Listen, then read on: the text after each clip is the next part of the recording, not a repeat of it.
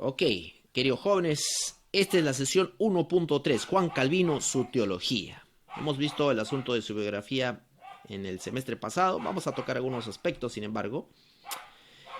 Vamos a visitar un poco el lugar donde Juan Calvino nació, ¿qué les parece? Aquí encontré esta página en internet donde incluso me dio la dirección de su casa, donde nació, en Génova, ¿no? Él nació en una ciudad que se llama Noyon, en el año 1509. Y voy a ponerle aquí la casita. Está ubicada en este lugar interesante de Francia. Ah, ¿qué les parece? Francia. Y vamos a ir a visitar este lugar. Aquí en este lugar es un lugar para que miren ustedes lo que hay alrededor en este mapa. Tenemos un hospital, tenemos un museo, tenemos un teatro, tenemos varios lugares culturales, me parece, por lo que veo en este mapa. Aquí hay otro museo acá. Está lleno de museos esta área. O instituciones, perdón, instituciones y museos. Un lugar bastante interesante. Así que vamos a visitarlo brevemente. Vamos a viajar. Sujétense. Vamos a ir a visitar el lugar donde nuestro querido Juan Calvino nació. Vamos a ver.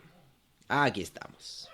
Llegamos a la calle de donde nació Juan Calvino. Esta es la calle donde nació Juan Calvino. ¿Qué les parece? En Francia. Así que si algún día visitan este lugar, al menos ya tienen, si llegan a esta parte ya saben, tienen que llegar a la casa de Juan Calvino. ¿No? Por favor, a veces algunos hacen visitas, viajan a los lugares, se toman fotos en todos los lugares, en Disney World, en todas partes, pero no saben reconocer los lugares históricos de importancia. Entonces, aquí tenemos la casa de Juan Calvino, es esta, que está aquí. Esta que está aquí. Y nosotros vamos a aproximarnos un poquito. A ver, vamos a aproximarnos brevemente. Vamos a aproximarnos brevemente. Ahí está. Que la del perrito. Ahí está. Y vamos a ver si... No me puedo aproximar más aquí, pero vamos a hacer con el zoom. Ahí está, mira. Dice Jean Calvin. Aquí está. Aquí nació Juan Calvino. En este lugar. ¿Pueden quererlo? En este lugar.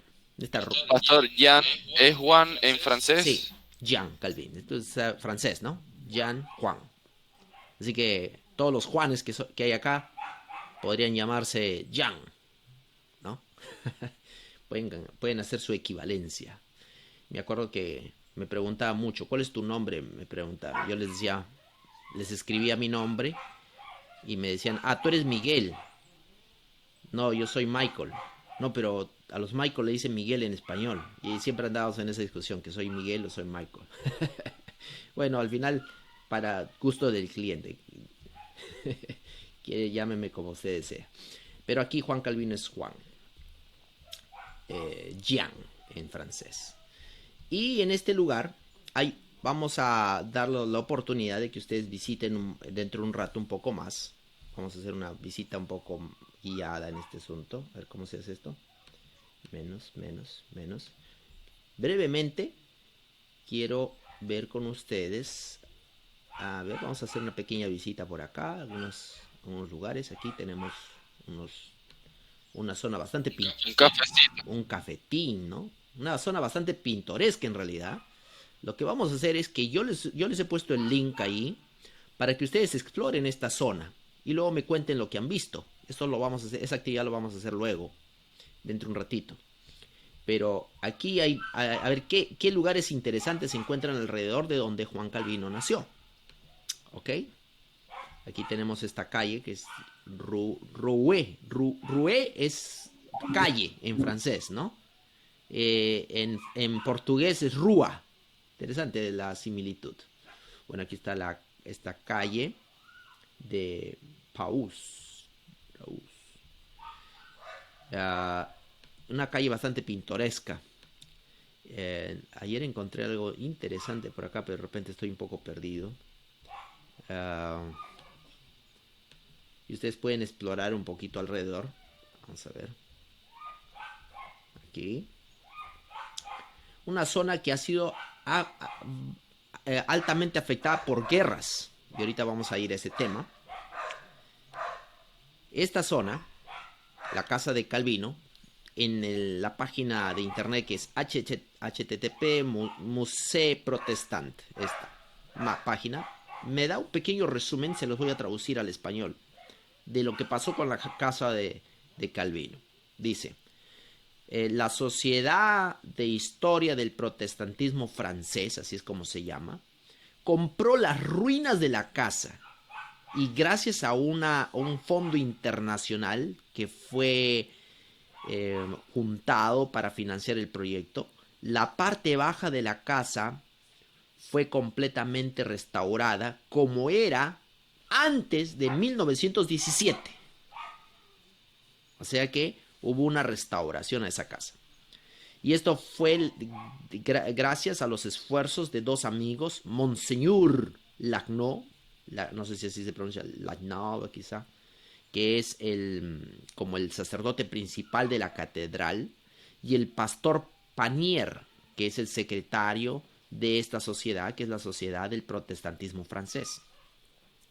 La parte de arriba del edificio fue agregado posteriormente para transformarlo en un museo. Así que si ustedes van ahí, la casa de Calvino es un museo. Y este museo fue inaugurado en 1930. Sin embargo, fue dañado por el bombardeo que ocurrió en 1944. Ustedes deben recordar que estas son las fechas de la Segunda Guerra Mundial, ¿no es cierto? La Segunda Guerra Mundial, hermanos, eso fue cuando los alemanes tomaron Francia. Los alemanes tomaron Francia. Hitler no tuvo misericordia con Francia, hermanos. No tuvo. Su plan fue macabro, por decirlo menos. Eso sería capítulo para otra historia, la historia de la Segunda Guerra Mundial. Pero realmente ustedes revisan cómo Hitler capturó Francia, para no creerlo. Y después, así que hubo bombardeo y la casa fue dañada por ese bombardeo, pero se restauró después en 1954. Y gracias a la perseverancia del pastor George Casalis, fue modernizada en 1983 para ser el edificio que nosotros vemos hoy día. O sea, esa casa que hemos visto hace un rato, ¿no? Acá, no, aquí no, acá, vamos a ver. Esta casa ha pasado varios procesos, ha sido bombardada. Mira, cuántas historias ha pasado esta casa, ¿no? Fue destruida, fue restaurada, fue bombardeada, fue convertida en un museo, después fue modernizada. En otras palabras, lo que vemos hoy día es un intento de restaurar la casa tal como era. Es lo más cercano a lo que se tiene, a lo que podemos tener con respecto a cómo era la casa de Juan Calvino. Así es. Muy bien. Así que ese es un detalle histórico con respecto a su casa. Juan Calvino, evidentemente un personaje, pues, imposible de evitar. Escribió este libro, gracias a Dios encontré el HTML donde está en español, pero no lo encontré en PDF. Si alguien lo encuentra en PDF, háganos un bien, ¿no? No lo encontré en PDF, no creo que es disponible. Debería estar disponible en español, porque es una obra muy antigua, ¿no es cierto? Ya no existe ese asunto de derechos de autor ni nada por el estilo. Pero fue publicado en 1536 y tenía 516 páginas. Cubría los aspectos básicos de la Reforma. Un asunto interesante con respecto a este libro de Juan Calvino es que Juan Calvino lo produjo con la razón de... ¿Por qué el libro? En primer lugar, ¿por qué el libro? ¿Por qué tener un libro que habla acerca de la institución de la religión cristiana si para entonces pues el cristianismo ya estaba muy popularizado? ¿Para qué necesitamos un libro de ese tipo? Y resulta que Calvino vio la necesidad de unificar la fe reformada, porque Lutero había hecho un trabajo interesante, era como la llama, el fuego que encendía el bosque, de avivar el espíritu de la reforma. Pero entre los reformistas mismos había varias discrepancias de tipo teológico, ¿no? Discrepancias teológicas, de tal manera que ellos necesitaban unificar un poco más su teología, estaba como muy esparcida por todos los lados. Así que podríamos decir que el primer sistematizador de la teología protestante fue Juan Calvino. El primer teólogo sistemático de la teología protestante fue Juan Calvino. Sí, Pastor, una consulta. Más o menos cuántas páginas tiene ese libro. 516 páginas, pero en realidad este libro pasó por varias ediciones, es decir, Ajá. cuando Calvino la primera vez lo produjo, no me acuerdo cuántas páginas tenía, pero era muy pequeño y había una razón estratégica por el cual quería que sea pequeño, es porque ustedes saben que hay un micrófono por ahí, por favor. Ustedes saben que la la reforma era perseguida, entonces había todavía mucho problemas con el asunto de los reformistas, ellos eran perseguidos, entonces tener un libro pequeño que uno pueda ponerlo en su Bolsillo. bolsillo y lo pueda esconder para que no lo descubran. Entonces, esa era la razón por que Juan Calvino escribió al inicio algo pequeñito, fácil, que comprimiera todas las cosas más importantes en algo pequeño. Y ese librito fue un éxito. Creo que en pocos meses, no sé si en 9 meses se acabó completamente lo que él tenía y después volvió a hacer una expansión, y lo editó varias veces hasta convertirse en el documento que nosotros tenemos hoy. Pero fue un éxito que cubría una necesidad importante. Y ahí viene el asunto, ¿no? Cuando uno escribe algo, en realidad uno tiene que escribir para cubrir la necesidad. No para mi bolsillo, ¿no? No para lo que me conviene a mí, sino para cubrir una necesidad. Hay una necesidad. Calvino vio una necesidad. La necesidad de fortalecer la fe reformada. Así que este libro es vital. Lo vamos a analizar el día de hoy. Vamos a analizar. Pero antes de analizarlo, vamos a dar unos... A ver, ahorita estamos... A ver si me da tiempo. No, creo que no me va a dar tiempo. Quería hacer un poco más del tour. Vamos a ver si nos da un tiempo después. Vamos a hablar un poquito de este capítulo, ¿no? Cuando estaba en Génova se encontró con un personaje que le dijo lo siguiente a Juan Calvino. Porque Juan Calvino estaba dirigiéndose a otro lugar. Y lo que Juan Calvino quería era dedicar más tiempo al estudio. Él era bastante reflexivo, bastante erudito, necesitaba más tiempo para estudiar. Y ahí en Génova, un personaje le dijo, lo invitó, primero lo invitó, le dijo, por favor, necesitamos tu ayuda, necesitamos que tú nos ayudes. Este personaje es muy famoso. A ver, ¿quién lo encuentra ahí en la lectura? Si no, el nombre de este personaje. Farel. Pastor Claro, Farel. líder Farel. de los misioneros. Farel lo encontró y le dijo, por favor, Juan Calvino, quédate aquí, necesitamos tu ayuda. Tú eres un elemento vital para fortalecer la fe en este lugar en Génova. Por favor, quédate. Juan Calvino le dijo, no, yo tengo que estudiar, necesito irme de acá, proseguir mi camino para poder, con estas condiciones que tú me dices, yo no voy a poder profundizar en los estudios, no voy a poder hacer nada. Necesito dedicar tiempo al estudio. Le insistió tan amablemente primero Farel, trató de apelar a la razón, al corazón y todo. Al final se dio cuenta que no podía con Calvino y le dijo estas palabras memorables. Le dijo, Dios maldiga tu descanso y la tranquilidad que buscas para estudiar. Si ante una necesidad tan grande te retiras y te niegas a prestar socorro y ayuda. Una maldición en nombre del Señor, hermano. ¡Qué bárbaro! Calvino quedó petrificado cuando escuchó esa maldición. Esto quebró a Calvino. Quebró el corazón de Calvino. Escuchó Calvino. Es como, este es un llamado, ¿no? Este es un llamado a la misión. Hermano, no sé si alguna vez ustedes han tenido un llamado a la misión. Han experimentado, yo creo que sí. Todos ustedes han experimentado llamados a la misión. Pero este es un llamado a la misión, ¿no? y que a veces uno no está dispuesto a hacerlo. Y viene alguien y te desafía de esta manera. Qué tremendo. Así que Calvino, quebrado, con su corazón quebrado, quedó pensando y después de un momento le dio la respuesta de quedarse, de apoyarlo a Farel. Así que Farel y Calvino fueron como dos lumbreras ahí en Francia, en Génova, donde... perdón, no en Francia, sino en Génova, donde Calvino trabajó mucho para el crecimiento de la fe reformada, ¿no es cierto? Esto fue algo muy interesante. No sé, ¿alguno de ustedes ha experimentado alguna vez algo así en su vida? Un llamado a la misión.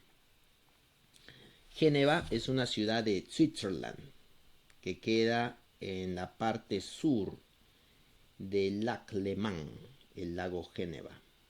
Muy bien. Tenemos este otro capítulo en la historia de Calvino, un poco recapitulando algunos aspectos importantes de su biografía. Este es quizá uno de los capítulos más ténebres en la historia de Calvino, que quizá uno de los que más se recuerda en realidad. La gente más recuerda, aparte de la teología de Calvino, este es otro que se recuerda mucho. Y es el asunto de Michael Servetus, o Michael Servetus, o Miguel Servetus, como quiera llamarlo. Este hombre, Michael Servetus, era una luminaria enorme. Era un erudito, era un cartógrafo, médico. Describió por primera vez el asunto de los pulmones, cómo los pulmones funcionan a nivel estamos hablando de medicina. Era un erudito, era un enciclopedista, tenía una mente espectacular, había explorado muchos temas. Y una de las cosas que él mencionaba, Michael Servetus, era que el asunto de bautizar a los niños era una perversión, era una herejía. Ahora, no sé cuántos de ustedes están de acuerdo con eso, al menos yo estoy de acuerdo que bautizar a un niño infante que no tiene conocimiento no es una práctica bíblica. Eso es lo que dijo Michael Servetus. Sin embargo, muchos de los reformadores en ese momento particular de la historia, Calvino y todos los otros, no veían un problema en el bautismo de los niños. En realidad ellos apoyaban el bautismo de los niños. Y cualquiera que hablaba en contra del bautismo de los niños era como una especie de herejía. Así que desde el punto de vista de los reformadores, en ese punto de la historia, lo que estaba hablando Michael Servetus era una herejía. Otra cosa, ¿no? No solamente eso. Michael Servetus también hablaba acerca de el asunto del catolicismo. ¿En qué momento la iglesia se corrompió? Y él dijo el asunto de Constantino, cuando con Constantino vino la completa corrupción de la iglesia. Y así que él era un reformador. Michael Servetus era un reformador. Y quizá el punto que fue como decimos en inglés, the tip of the iceberg, la punta del iceberg, fue el hecho de que él habló contra la Trinidad. Ahí sí, ya, con este asunto de meterse contra la Trinidad, fue un antitrinitariano. Como hemos visto en el curso de historia eclesiástica anterior,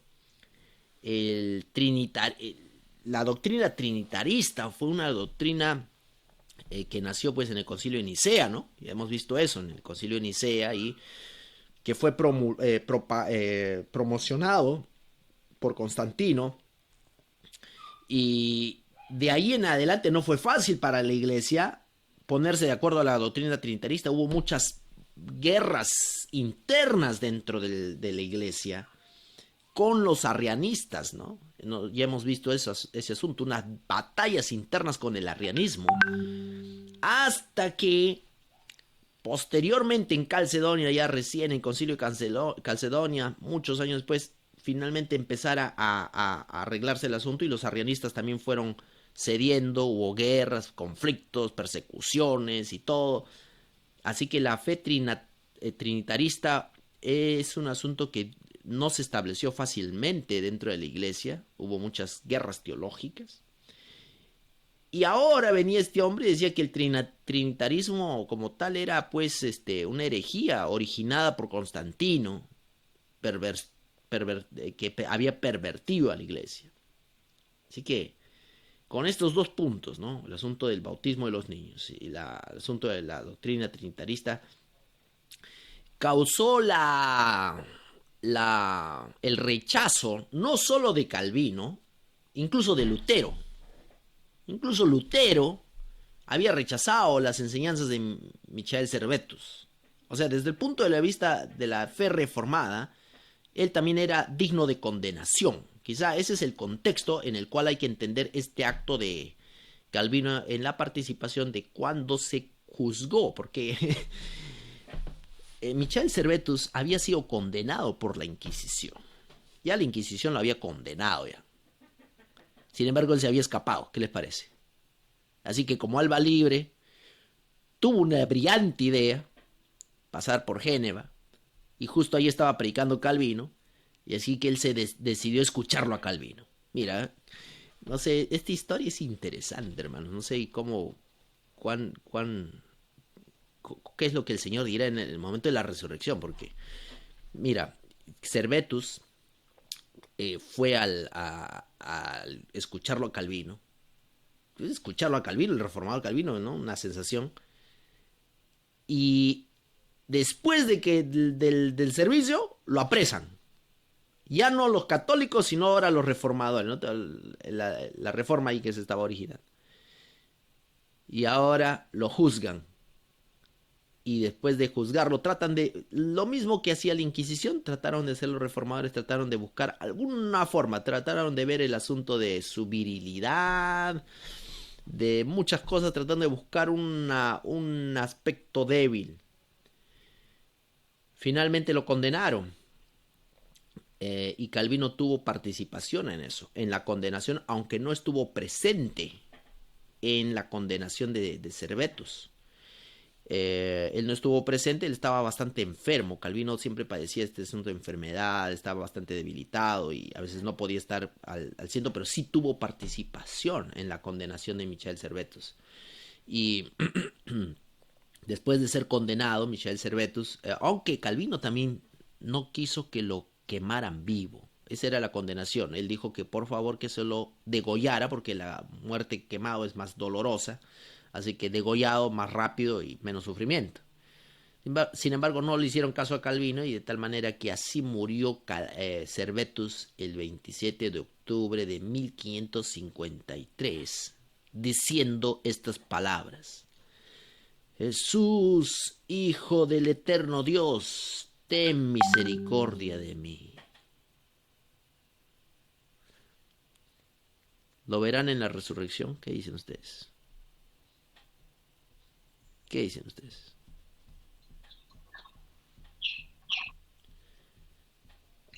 Solo Dios sabe. Se salvó. No se va a Yo, salvar yo, Michael Servetus. Fue parte del proceso. yo creio que depende da sinceridade de seu coração. Pelo menos Deus pode juzgar o seu coração. Pero ahora una cosa que me deja indignado son los calvinistas, los reformadores que eran contra la Iglesia Católica praticar los mismos actos sangrientos de la Iglesia Católica. Interesante. Este es uno de los eventos históricos más interesantes e intrigantes. Les digo mi opinión personal. Mi opinión personal, espero no equivocarme, pero ustedes saben, somos seres humanos con limitaciones. Pero yo creo que Dios, Dios va a salvar no por doctrina. O sea, Dios no hace un examen de doctrina. Diciendo, ok, ¿cuánto del comentario bíblico adventista o cuánto de las doctrinas adventistas tú conoces? No es esa la forma como Dios salva. No es una salvación por conocimiento doctrinal. La salvación es siempre relacional, es por la relación con el Hijo de Dios. Esa va a ser la razón, creo que va a pesar en este asunto. Y yo creo que Servetus, a mí, al menos la figura que tengo en mente es Servetus resucitando. Y Juan Calvino también. Y ahí viene el asunto. Los dos mirándose uno al otro en el cielo y diciendo, ¿cómo llegaste aquí? Pastor, Servetus era el que creía en lo de los muertos, porque parece que Calvino saca una obra de las almas, y no sé si es Servetus el que habló acerca de que cuando el que muere permanece, o sea, el que muere está como dormido, esperando la resurrección, o fueron los anabaptistas, alguna de eso creo que fue, no Ya. recuerdo. No tengo la información. Me gustaría decírtela, Rodolfo. Pero no tengo ni información sobre qué es lo que Michael Servetus creía con respecto al estado de los muertos. Pero sí, en muchas de las cosas que dijo, he revisado algunas de sus postulados. Servetus estaba delante de los reformadores en realidad, en muchos aspectos. Quizá en este asunto del trinitarismo, nosotros podríamos discrepar un poco, especialmente porque adventistas somos, aceptamos la Trinidad. Tenemos una concepción un poquito diferente de la Trinidad. No tenemos la concepción católica de la Trinidad. ¿Recuerdan? Ya hemos visto eso también. Pero podemos discrepar un poco ahí. Pero en muchos aspectos, Servetus creo que estaba a un pie adelante de los reformadores en otros aspectos de la doctrina. Así que doctrinalmente me parece bastante sólido Michael Servetus, incluso en este asunto del bautismo de los niños, ¿no? Muy bien. Vamos a... Sí, Pastor, Pastor, yo quería acotar un sí, punto que me pareció muy interesante en la lectura con respecto a la muerte de Michel Servetus. sí. Y yo creo que hay una inconcordancia con respecto a lo que realmente quería Juan Calvino, porque al principio decía que no quería ningún puesto con respecto a lo que él iba, ¿no? A la religiosidad y todo eso. La historia del cristianismo dice que Miguel Servetus, la muerte de Miguel Servetus, le dio a Juan Calvino una posición un poco superior, ¿no? Ajá. Y ahí es donde empieza lo que él estaba planteando, no en Estrasburgo donde estaban aceptando más su doctrina, sino que en Ginebra. Ok, gracias. Bueno, en realidad hay un punto ahí que quisiera, lo voy a discutir luego, es la relación de política y religión. Es un asunto que con Calvino es bastante interesante cómo aquello tomó un lugar importante. Tenemos quizá el asunto de Calvino, de cómo, de las luchas doctrinales en realidad no iban tanto en relación a la predestinación, ¿no? Normalmente ahora se lo conoce a Calvino como por su doctrina acerca de la predestinación. Pero en ese momento, en ese punto de la historia, a Calvino más se lo conoce por su posición con respecto a la Santa Cena, a la Cena del Señor, al pan y al vino. ¿Qué es lo que representa? Ustedes saben que la lucha en realidad entre los mismos reformadores era, ¿es esto un símbolo? Según Zwinglio era un símbolo, ¿no? Todo esto es un símbolo. Y Lutero decía, no, hay una presencia real. Existe una presencia real. Me parece que hay un micrófono ahí conectado. A ver si, por favor, miren su micrófono. Hay un... Lutero decía, hay una presencia real ahí. Entonces tenemos estos dos extremos, entre Zwinglio y Lutero. ¿Es simbólico o es la presencia real? Y así que Calvino llega como una especie de mezcla entre estas dos ideas, con el consensus tigurinus o consensus de Zurich en 1551. Se lo conoce de las dos maneras, ¿no? Consensus tigurinus o consensus de Zurich, de estas dos maneras. Y él en ese consenso dice que, voy a tratar de resumir un poco lo complicado de su explicación, es que el pan y el vino no es un símbolo al estilo de Zwinglio, pero tampoco es no hay la presencia real al estilo de Lutero. Sin embargo, son los medios que nos elevan al altar de Dios, a la presencia de Dios, y que son los medios a través de los cuales actúa la carne y sangre de Cristo en nuestra vida. Los medios. Entonces, es como una especie es un rito elevador, ¿no? Que nos eleva. Y ahí está un poco entre ambos territorios. Sí. Pastor, Pastor, yo creo que Juan Calvino fue un hombre muy astuto al querer llamar la atención de todos sus seguidores y aún de más seguidores, porque trató de ponerse en un término medio entre Zwinglio y Lutero, lo cual yo creo que fue muy astuto esa estrategia que él utilizó para que otras personas lo siguieran. Bueno, interesante. ¿Hasta qué punto comprometió Calvino su teología por asuntos políticos? Es una buena pregunta que habría que hacernos, ¿no? Pero bueno, esa es la posición que tuvo Calvino en el Consenso de Zúrich. Eso no fue una reunión, sino fue un documento elaborado por Calvino con la ayuda de otros, y que después se popularizó y llegó a ser como el estándar de la fe reformada, ¿no es cierto? Muy bien. Y aquí viene el asunto. Calvino tiene este pensamiento. El Calvino dice que el gobierno se debe sujetar a la ley de Dios. Mira, qué diferente con el asunto de Lutero. Lutero hablaba de los dos reinos, ¿no? El reino de la gracia, ¿no? Hablaba de los dos reinos. Y lo que él decía, Lutero, lo que es el Estado es el Estado. Lo que es de la gracia de Dios es la de la gracia de Dios. No le puedo pedir al Estado que se sujete a la Biblia. En Lutero había más esa separación. Quizá en parte porque Lutero vio la corrupción del poder, hasta qué punto la corrupción del poder puede destruir la fe de la iglesia. Pero Calvino decía algo un poco lo opuesto. Él decía que el gobierno se debe sujetar a la ley de Dios. Así que Calvino tenía esta idea de, por eso, establecer, ¿no? Y ahí en Génova, donde trabajó Calvino, se estableció una especie de concilio para asegurarse de que toda la gente en aquel lugar, pues, fuera obediente a la ley de Dios, ¿no? Imagínense. Entonces, Calvino tuvo un poco estas ideas, ¿cómo le podríamos llamar?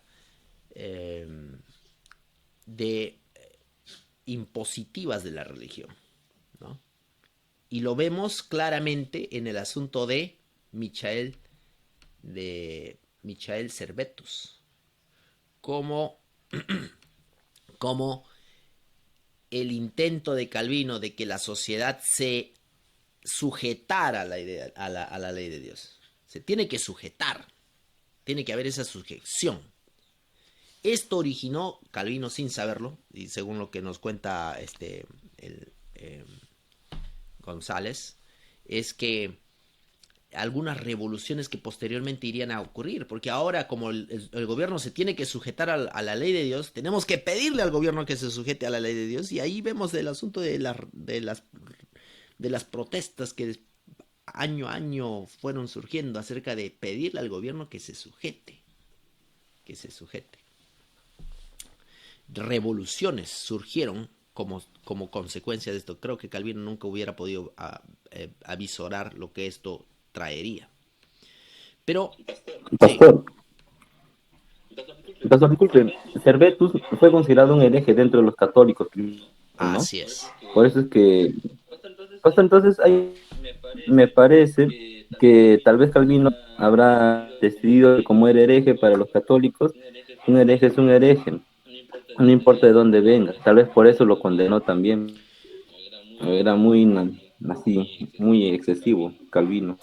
Bueno, Calvino lo condenó por dos motivos, ¿no? Uno, por el contexto, porque como estoy explicando, tenía la opinión de Lutero, ¿no? Lutero mismo había rechazado a Servetus. Muchos reformadores, mucha gente había rechazado, y también las creencias que estaban en ese momento popularizadas, como el bautismo de los niños, la Trinidad y otras cosas, de los cuales Servetos era como muy adelante de su tiempo. Hay un versículo en el libro de Eclesiastés que dice, no seas demasiado justo, ¿no? Dice, no seas demasiado justo. Quizás es uno de los versículos que a mí personalmente me ha resultado más difícil de explicar. ¿Qué significa? ¿Será que el Señor me está diciendo,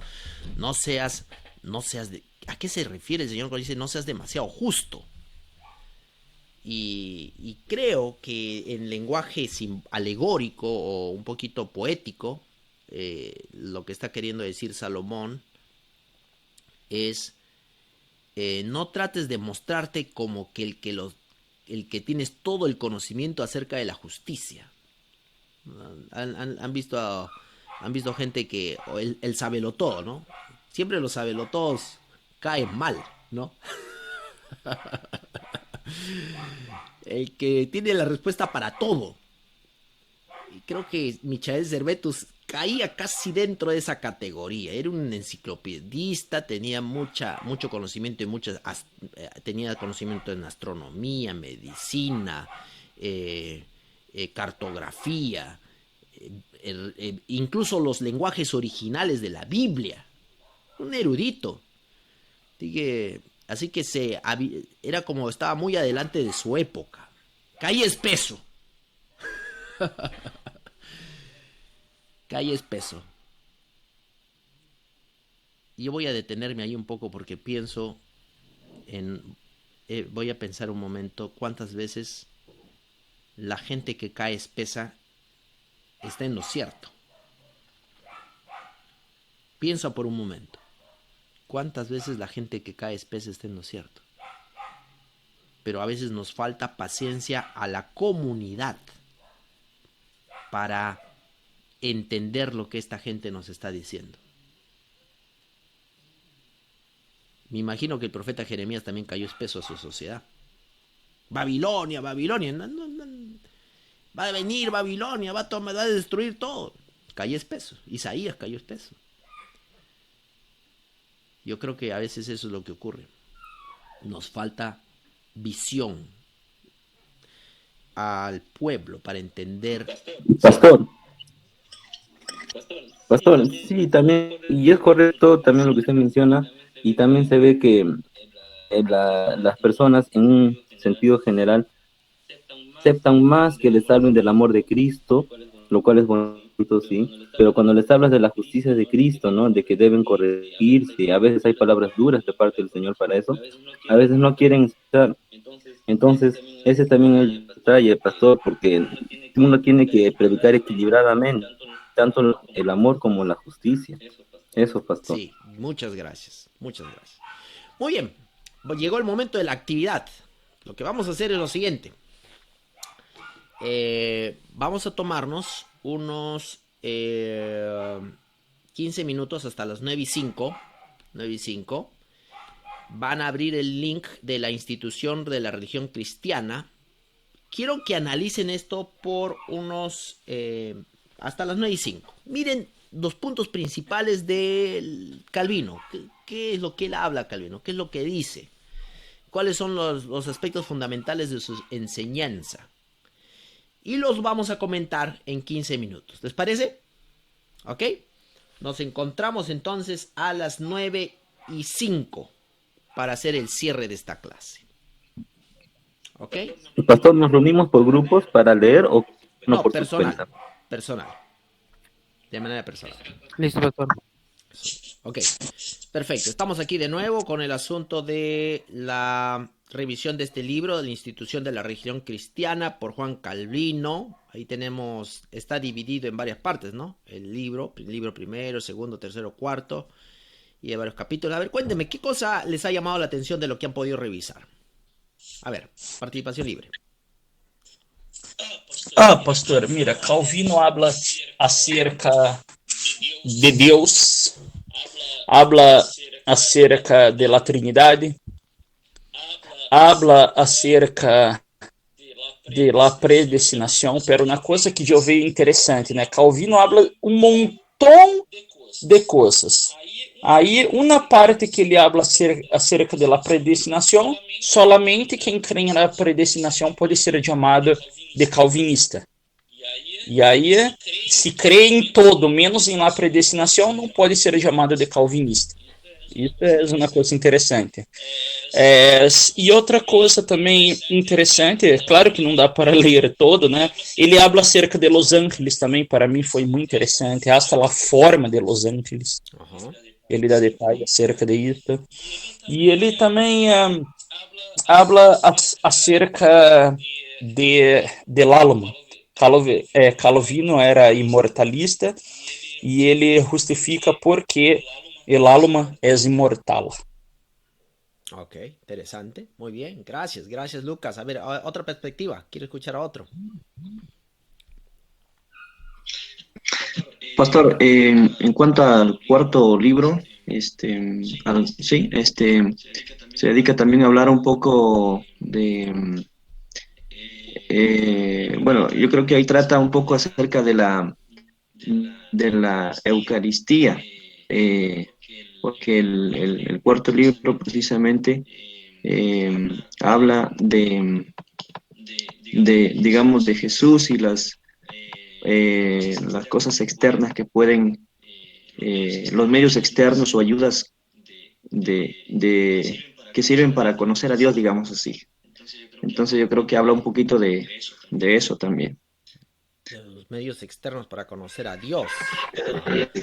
Quizá en el asunto de Calvino, a ver, Calvino, la idea de Calvino es que por medios humanos tú no puedes conocer a Dios porque tú has sido predestinado, entonces el único conocimiento que puedes tener de Dios es a través de los medios que Dios mismo ha dispuesto, en este caso su palabra, ¿no? Y quizá, a ver, estoy buscando aquí cuál sería el capítulo que hable un poquito de esto. A ver, mientras... El cuarto, pastor, libro cuarto. Pastor, ele chega a estabelecer também, não somente é referente a Deus, mas chega a dizer que o homem não pode conhecer nem ele mesmo se ele não estiver em Cristo Jesus. Así es, o sea, interesante, o sea que no pueden hacer de él nada, ¿no? Sí, pastor, a mí un punto que me llamó mucho la atención era que mientras más lejos el hombre esté de Dios, más fuerte se va a sentir. Pero mientras más cerca se encuentre de Dios y contemple su rostro, su gloria, el hombre se va a sentir más débil. Interesante, eso se parece mucho a un pensamiento de Elena de White, ¿no? Cuanto más cerca estamos de Cristo, más vemos nuestras imperfecciones, ¿no? Inmundicias, ¿no? Interesante. Sí. Pastor, estuve analizando y me encontré con algo que en realidad me llamó la atención, que es referente a cómo ellos ven a la Iglesia Católica. Al parecer ellos consideran, o bueno, según la lectura, hay una parte donde señala que él considera que por ahí hay alguna iglesia, ¿no? En todo ese embrollo que ellos tienen hay una iglesia, pero lo que me llama más la atención es que ya están aplicando lo que decía Daniel 9 y que consideraban ya al Papa como alguien que era el anticristo o el capitán que iba a dirigir ese movimiento. Interesante, ¿no? Ya viene esa idea del anticristo, excelente, muy bien, muy bien. Otro. Sí. Pastor. Sí, pastor. Hay algo que también pareció interesante, es con respecto a sus declaraciones de la ley de Dios, ¿no? Entre todos sus apartados, que son creo como 8, por ahí, hay uno que me llamó la atención, que es justamente al hablar de la ley que tiene promesas de vida y amenazas de muerte, ¿no? Un pequeño párrafo de eso. En la ley se recita un gran catálogo de maldiciones y bendiciones de esta vida presente. Por las primeras se ve cuánta es la pureza de Dios, que no puede tolerar la maldad. Por otra parte, en las promesas se muestra, además de aquel infinito amor que tiene la justicia, su admirable benignidad. Pues como nosotros estamos obligados a su majestad con todo cuanto tenemos, con todo derecho, cuanto nos pide una cosa, lo hace algo que le debemos, y sin que merezcamos premio por pagar una deuda. Por tanto, él es su derecho proponer un premio a nuestros servicios, como si fuera una cosa que no le debiéramos. Entonces él utiliza aquí la lógica, ¿no? Para explicar que la ley de Dios es santa y que tiene maldición al no cumplirla. Ahora, lo interesante Antes de este apartado de la ley de Dios, en especial este punto, es que él, por lo menos en un sentido general, comprendía que no es un juego de obedecer a los 10 mandamientos, que eso debiera estar presente en la mente de cada seguidor de Dios, y que debiéramos actuar delante del Señor como si le debiéramos todo a Él. Y Él nos da las cosas como si nosotros no le debiéramos nada, que Él lo hace por amor. Entonces, esa conjugación de dos cosas que parecen opuestas, pero se unen muy, muy bien, es justamente algo que quería rescatar de lo que menciona Calvino sobre la ley de Dios. Interesante. Entonces ahí, ¿cuántos de ustedes se están descubriendo ser calvinistas ahora? No por completo, pastor, más o menos. Hay algunos aspectos, ¿no? Que nosotros vemos que tenemos una herencia de alguna manera, ¿no? Porque esto es de la Reforma, pues. De la Reforma, y la Reforma iniciada por Lutero y después seguida por Calvino y otros,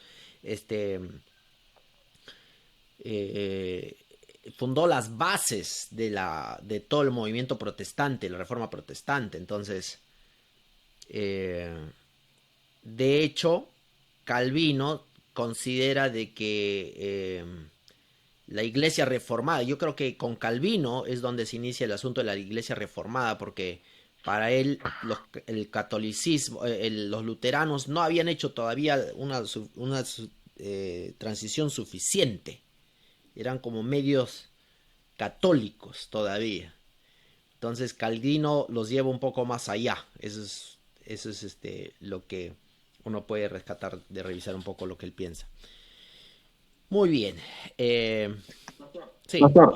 Pastor, usted que sabe un poquito de esto, ¿sabe si en lo que escribió Calvino, la teología o la doctrina de Calvino, al compararla con la iglesia adventista hoy en día, hay algunas cosas que la iglesia adventista haya reformado de lo que él ya hizo, o estamos en armonía totalmente con todo lo que él escribió? No, Elena White habla de esto, ella habla de que la reforma siempre es un proceso progresivo.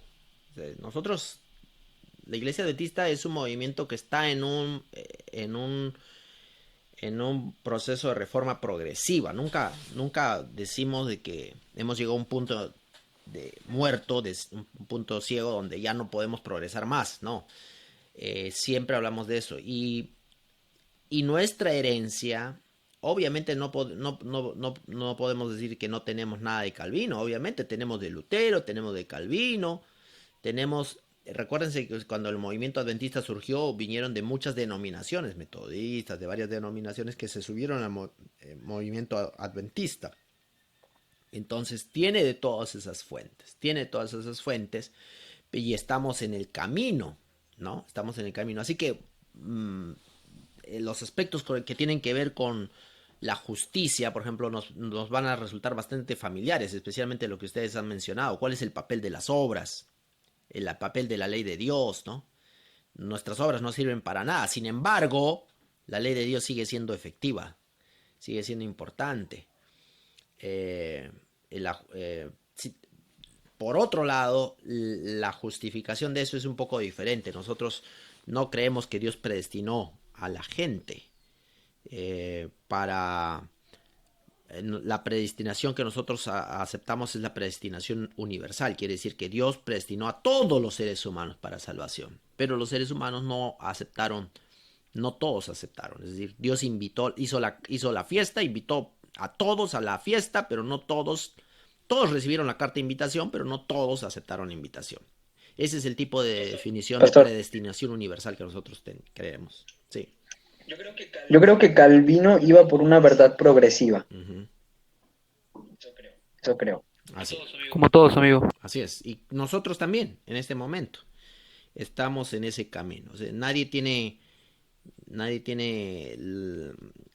puede decir hemos llegado a un punto muerto. Sí. Pero también Calvino habla sobre el pecado original, y eso sí es peligroso, pastor, porque denigra la naturaleza de Cristo, ¿no? O sea, no es que hay que ser Calvino, porque si uno lo lee así al detalle, uno se da cuenta también que es muy seductor sus ideas que él coloca, ¿no? Pero lo que sí yo tengo cuidado, pastor, en sus lecturas de él, es que como se puede ver, es sistemático, ¿no? Pero no cita porciones de la Biblia dentro de lo que él escribe, ¿no? Y siempre en eso hay que tener cuidado. Muy bien, gracias. Sí, hay que todo esto se lee pues con cuidado, ¿no? Hay que leer con cuidado de todos lados, no solamente de esto. Las clases que escuchan de su profesor aquí, de mí, tienen que leerlo con cuidado. Tienen que ser como los bereanos, examinándolo todo. Incluso los bereanos escuchaban al apóstol Pablo y no importa que sea el apóstol Pablo, ellos escudriñaban en las escrituras para ver si estas cosas eran así. No importa que sea el apóstol Pablo. Así que cuanto más las palabras de estos otros seres humanos más pecadores. Vamos, Doctor Michel. de su profesor aquí, un pecador. Oye, vamos a leer aquí una parte para cerrar la sesión de hoy, cómo obra Dios en el corazón de los hombres. Y voy a leer solamente un par de pensamientos ahí. Dice, creo que he probado suficientemente que el hombre de tal manera se halla cautivo bajo el yugo del pecado, que por su propia naturaleza no puede desear el bien en su voluntad, ni aplicarse a él. Ok, voy a detenerme ahí. No es este pensamiento, es bastante cercano, no 100%, pero está bastante cercano como nosotros consideramos la naturaleza del hombre. El ser humano, por su propia naturaleza, se halla bajo el yugo del pecado. No puede desear la voluntad, no puede, él necesita nacer de nuevo. Por eso Jesús dijo, no, necesitan nacer de nuevo. Y ahí hay una parte interesante. Sin embargo, hay otro aspecto que quizá aquí Calvino no lo comenta aquí, pero hay otro aspecto que nosotros, cuando estudiamos la Biblia, vemos, es que es cierto que la voluntad del ser humano se ha pervertido a causa del pecado, pero no totalmente. Es decir, el ser humano está completamente en el pecado, pero no está totalmente, la imagen de Dios no está completamente destruida en él. Todavía existe una inclinación a lo bueno, aún en el ser humano pecador.